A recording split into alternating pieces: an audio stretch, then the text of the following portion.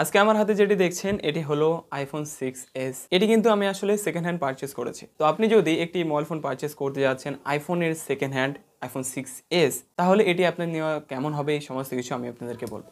প্রথমে আমি আপনাদেরকে বলে দিই, এটি কিন্তু আমি অনেক দিন পারচেস করেছি, অনেক দিন যাবত এটিকে আমি ইউজ করছি। আর আপনি যদি এখনকার দিনে আইফোন 6s বা একটি ওল্ড মোবাইল ফোন পারচেস করতে যাচ্ছেন সেকেন্ড হ্যান্ড হিসেবে, তাহলে আমি আপনাদেরকে গাইড করতে পারি, আমি আপনাদেরকে বলতে পারি যে কোন কোন বিষয়গুলিকে আপনাকে লক্ষ্য করা উচিত, কেন আপনি এটি নেবেন এবং কেন আপনি নেবেন না, কত টাকা আপনার এর উপরে অ্যাকচুয়ালি খরচা করা উচিত, এই সমস্ত কিছু আমি আপনাদেরকে ডিটেলসে বলবো। সো চলুন তাহলে বেশি কথা না বাড়িয়ে ভিডিওটিকে শুরু করা যাক। প্রথমে আমরা এর ডিজাইন নিয়ে অ্যাকচুয়ালি কথা বলি। ডিজাইনে যদি কথা বলি, এটি কিন্তু মেটালের তৈরি। ব্যাক সাইডে যদি আপনি দেখেন, দেখতে কিন্তু মন্দ লাগছে না, ভালোই কিন্তু ডিজাইন। এবং আপনি যখন হাতে নেবেন তখন ডেফিনেটলি একটু অন্য রকমের ফিল হবে।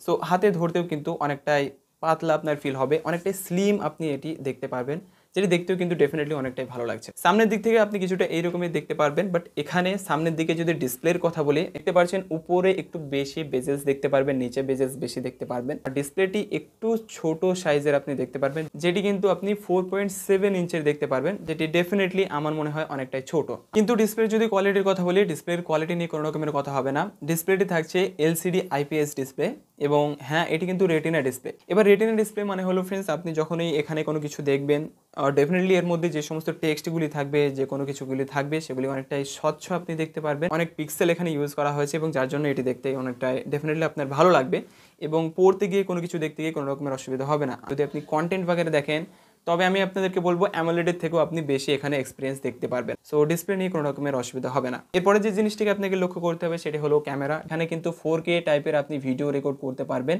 এবং যেটি 30 FPS এ আপনি পাবেন। তো 30 FPS এ 4K আমি ভিডিও রেকর্ড করে দেখেছি, এখানে কিন্তু ডেফিনেটলি অনেকটাই ভালো ক্লিয়ারিটি আমি দেখতে পাচ্ছিলাম অন্যান্য মোবাইল ফোনের থেকে। আমি যদি দেখি, আপনি যদি ভিডিও রেকর্ডিং করার জন্য এই মোবাইল ফোনটিকে পারচেস করতে যাচ্ছেন কোনো রকমের আপনি কম বাজেটের মধ্যে, তাহলে ডেফিনেটলি এটি আপনার নেওয়া উচিত। এছাড়াও যদি আমরা অ্যাকচুয়ালি ক্যামেরার কথা বলি, আপনি যদি ফটো বগেরা ক্যাপচার করতে চান, ফটো বগেরা ক্যাপচার করে দেখেছি, এখানে কোনো রকমের অসুবিধা হবে না। জুম করে দেখেছি, সেগুলি কিন্তু অনেকটাই ক্লিয়ার ছিল। সামনের ক্যামেরা যদি কথা বলি, এখানেও কিন্তু সামনের ক্যামেরা দিয়ে আমি ফটো ক্যাপচার করে দেখেছি, এখানে কোনো রকমের অসুবিধা হবে না। ক্যামেরার জন্য যদি এই মোবাইল ফোনটিকে পারচেস করতে যান, তাহলে ডেফিনেটলি কিন্তু এই মোবাইল ফোনটিকে আপনি নেওয়া উচিত। কিন্তু দাঁড়াবেন, কারণ কিছু ডাউন দিক রয়েছে, কিছু এমন বিষয়গুলি রয়েছে যেগুলি কিন্তু এর মধ্যে আমার অনেকটাই খারাপ লেগেছে, তো সেগুলিও কিন্তু আপনার অ্যাকচুয়ালি শোনা উচিত। এরপরে যেটি রয়েছে সেটি হলো প্রসেসর। এবার অনেকেই কিন্তু এটি বলবে যে এর সাহায্যে আমরা প্রসেসরের দিক থেকে কেমন ফাস্ট এটি রয়েছে। তো ফাস্ট এখানে কিন্তু আপনি পেয়ে যাবেন, ডেফিনেটলি অনেকটাই ভালো ফাস্ট আপনি এর মধ্যে দেখতে পারবেন। কিন্তু সেটি মানে মোটামুটি যদি টাস্ক করতে চান তো সেই ক্ষেত্রে, এবং আপনি যদি মনে করেন যে পাবজি খেলবো কিংবা ফ্রি ফায়ার খেলবো, তো তার জন্য আমি আপনাদেরকে বলবো যে এই মোবাইল ফোনটি আপনার জন্য পারফেক্ট নাও হতে পারে। যেমন ধরুন ফ্রেন্ডস, এই মোবাইল ফোনটি কিন্তু অতিরিক্ত পরিমাণে হিট হয়। এর মানে আপনি যদি হেভি কোনো কিছু করতে যান, তাহলে কিন্তু মোবাইল ফোনটি অতিরিক্ত পরিমাণে হিট হবে। আর হিট মানে আপনি বুঝতে পারছেন, এর মধ্যে কিন্তু মেটালের বডি রয়েছে। এটি যদি হিট হয় তাহলে কিন্তু বেশি আপনার হাতের মধ্যে আসলে হিট লাগবে, মানে গরম আপনি অনুভব করবেন। হ্যাঁ, আমি আপনাদেরকে বলবো যে পাবজি ফ্রি ফায়ারের জন্য এই মোবাইল ফোনটি না নেওয়াই বেটার। কারণ আরও একটি বিষয় হলো, সেটি হলো ব্যাটারির যদি কথা বলি, এর মধ্যে আমার ব্যাটারি সব থেকে বেশি খারাপ লেগেছে।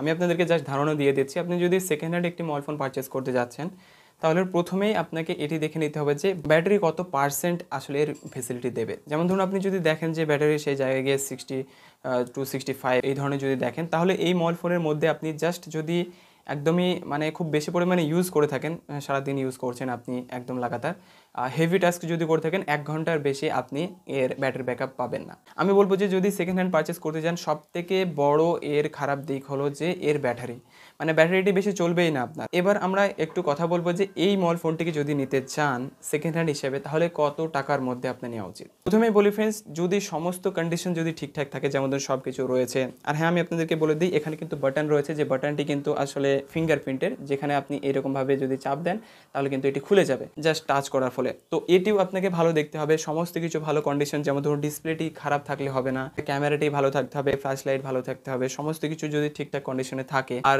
এটি দেখবেন যে ব্যাটারি কতক্ষণ চলছে, এটি কিন্তু সব থেকে বড় একটি ইম্পর্টেন্ট জিনিস। কারণ ব্যাটারি যদি ঠিকঠাক না চলে, তাহলে মানে কম টাকায় আপনি কিন্তু পেয়ে যাবেন। তো এখানে যদি দেখেন যে হ্যাঁ 1 ঘন্টা দিচ্ছে, 2 ঘন্টা দিচ্ছে, মানে নর্মালি ইউজ করলে যদি তারও বেশি কিন্তু হবে, মানে আপনি তো সারাক্ষণ এটিকে ইউজ করছেন না। তো সেই হিসাবে আমি আপনাদেরকে বলবো এটিকে কমসে কম 3-4 হাজার টাকার বাজেটের মধ্যে আপনি এটিকে নিতে পারেন, তার বেশি আপনাকে দেওয়া উচিত হবে না।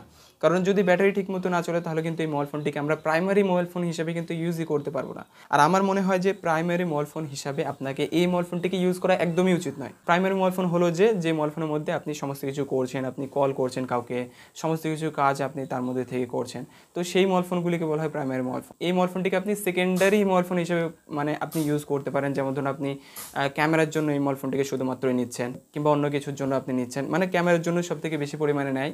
তো ক্যামেরার জন্য যদি আপনি নিয়ে থাকেন তাহলে ডেফিনেটলি আপনি 4,000 টাকা, 5,000 টাকা, 4,000 টাকা আমি বলবো বেস্ট প্রাইস এই মোবাইল ফোনের এর মধ্যে নেওয়া উচিত। আমার অপিনিয়ন হলো এখানে 4,000 টাকা এর বেস্ট প্রাইস, তার বেশি আপনাকে এটির উপরে দেওয়া উচিত নয়। এই ছিল আইফোন 6s এর সমস্ত কিছু রিভিউ। আপনি যদি সেকেন্ড হ্যান্ড মোবাইল ফোন একটি পারচেস করে যান তাহলে ডেফিনেটলি আমি আপনাদেরকে যে ক্রাইটেরিয়াগুলি বললাম সেগুলি আপনি অ্যাকচুয়ালি দেখবেন, সেগুলি বুঝবেন, বোঝার পরে আপনি এই মোবাইল ফোনটিকে এই দামেই পারচেস করবেন, এর বেশি দাম দিতে যাবেন না। ওকে, অ্যান্ড ভিডিওটি ভালো লাগলে অবশ্যই ভিডিওটিকে লাইক করুন, চ্যানেলটিকে সাবস্ক্রাইব করে দিন এই ধরনের ভিডিও পাওয়ার জন্য। So thank you.